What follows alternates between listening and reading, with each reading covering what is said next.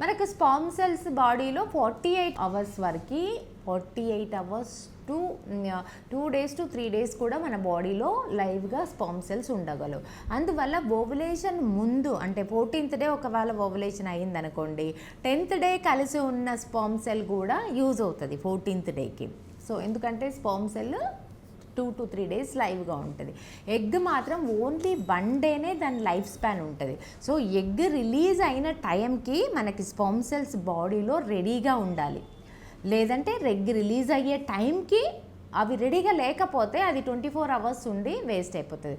So month మొత్తంలో మనకి ఒక 2 నుండి 3 రోజులే టైం ఇస్తుంది ఎగ్ అనేది. అదే స్పర్మ్ సెల్స్ కొంచెం ముందు వెనకాల లైవ్ ఉంటాయి కాబట్టి స్పర్మ్ సెల్స్తో ప్రాబ్లం లేదు, ఎగ్గుతో ప్రాబ్లం ఉంటుంది. కాబట్టి ఆ ఓవులేషన్ టైం అనేది ఎగ్జాక్ట్గా మనకు ఆ టైంలో స్పర్మ్ సెల్ క్యాచ్ చేసేటట్టు చూసుకోవాలి. 10th డే నుండి 20th డే వరకు డైలీ కానీ ఆల్టర్నేట్ డేస్ కానీ డైలీ వన్స్ కానీ ఆల్టర్నేట్ డేస్ కానీ కలిసి ఉండడం వల్ల ఈజీగా స్పర్మ్ సెల్ ఎగ్ని క్యాచ్ చేసుకొని ఈజీగా క్యాచ్ అయ్యే ఛాన్స్ ఉంది, ప్రెగ్నెన్సీ వచ్చే ఛాన్స్.